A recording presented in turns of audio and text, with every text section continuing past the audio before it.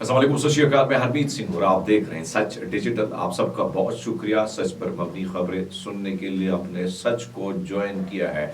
सबसे पहले बात करेंगे हिजबुल्लाह की जानिब से कुछ कार्रवाइयाँ की गई हैं जो बताएंगे आपको इसी व्लॉग में। साथ साथ ये बताएंगे कि एक बार फिर इस वक्त एक रिपोर्ट आई है जिसमें तशवीश का इजहार किया है कि इसराइली फोर्सेज में मजीद कमी आ रही है। अगर जंग तूल पकड़ती है तो इसराइल को मजीद नुकसान होगा। दीगर बहुत सारी खबरें हैं जो हम बताएंगे आपको इसी वीलॉग में। सबसे पहले बात करेंगे इस वक्त सासा रॉकेट सालू जो है यानी इसका इस्तेमाल हुआ है और एक बार फिर हमने देखा है कि मुख्तलिफ इलाकों को लेबनान ने जो है खासकर मुख्तलिफ ऐसे इलाके जिन पर हमला किया है। दोपहर 2 बजे कल ये हमला हुआ है निहारिया शहर के मशरक में इसराइली फौज के 140वें डिवीजन के एक लॉजिस्टिक बेस पर यह हमला हुआ है।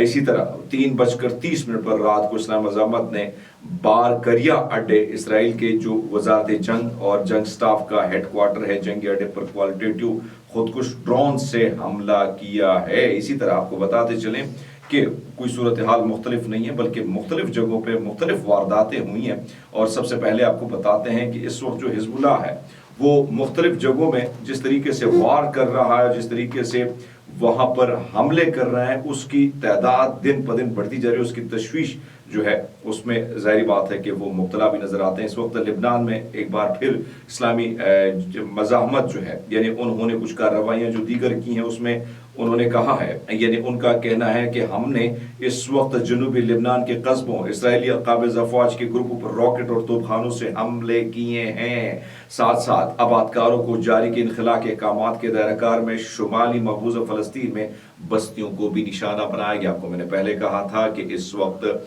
जो पहले शहीद हसन नसरुल्लाह साहब थे उसके अहकामात ये होते थे कि अपने सिविलियन को नहीं मारना है। अब चीजें बदल गई हैं क्योंकि लेबनान में उम्मन सिविलियन को मारा जा रहा है। सिचुएशन वैसी की वैसी है। अब वहां से तो लोग इनखला कर चुके हैं लेकिन इस सारी सिचुएशन में मुख्तलिफ बस्तियों को जो है निशाना हिजबुल्लाह ने बनाया है। इसके बाद आपको बताते चलें कि हिजबुल्लाह ने के जंगजुओं ने फिजाई हुदूद में एक और इसराइली हरमेस ड्रोन को दोबारा मार दिया है। ये वही हरमेस ड्रोन है जो कल भी मारा था, उससे पहले भी मारा था।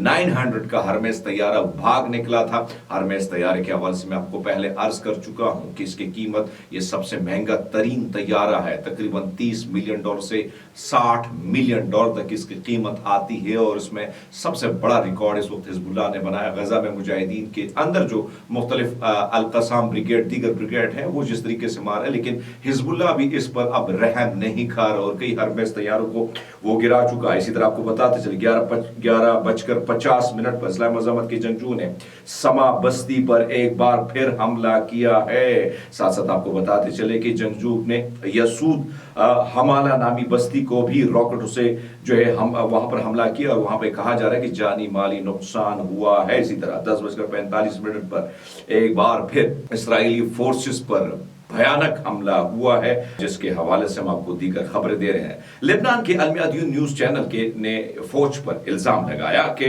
जनूबी लेबनान की जंगों में गोलानी ब्रिगेड के नुकसानात की असल तादाद है उसको छुपाया जा रहा है। इसराइली मीडिया उसको छुपा रही, नहीं बता रही कि उनका कितना नुकसान हो रहा है। कल रात आपने देखा यानी 48 घंटों में 7 बड़े ऑफिसर जो हैं वो मारे गए इसराइली फोर्सेस के। इनके हवाले से तो उन्होंने तस्लीम किया लेकिन दीगर जो मारे गए उनके हवाले से वो हकायक को मुसलसल छुपा रहा है। अलमियादीन कह रहा है कि हालांकि 48 घंटों में 7 फौजी जो मारे गए जो बड़े रैंक के थे जिनमें एक अफसर कमांडर 5 फौजी ब्रिगेड की 51वीं बटालियन मुतादिद दीगर अफराद जख्मी हुए। इसराइली चैनल 12 ने इतला दी कि बुध के वाक़ये की इब्तदाई तहकीक से तस्दीक की है कि जनूबी लेबनान में एक इमारत में दाखिल होने के बाद घात लगाकर हमला किए गए इसराइली फौजी बटालियन 36वें डिवीजन की कार्रवाई का हिस्सा थे। तफसीलात में चैनल ने इंकिशाफ किया कि जब ये अंदर घात लगा रहे थे तो वहां से सुरंगों से हिजबुल्लाह के मुजाहिदीन निकले और उनमें फायरिंग की जिसमें मुतअद्दिद इसराइली फौजियों की हलाकत हुई है। अब ये चीजें जो है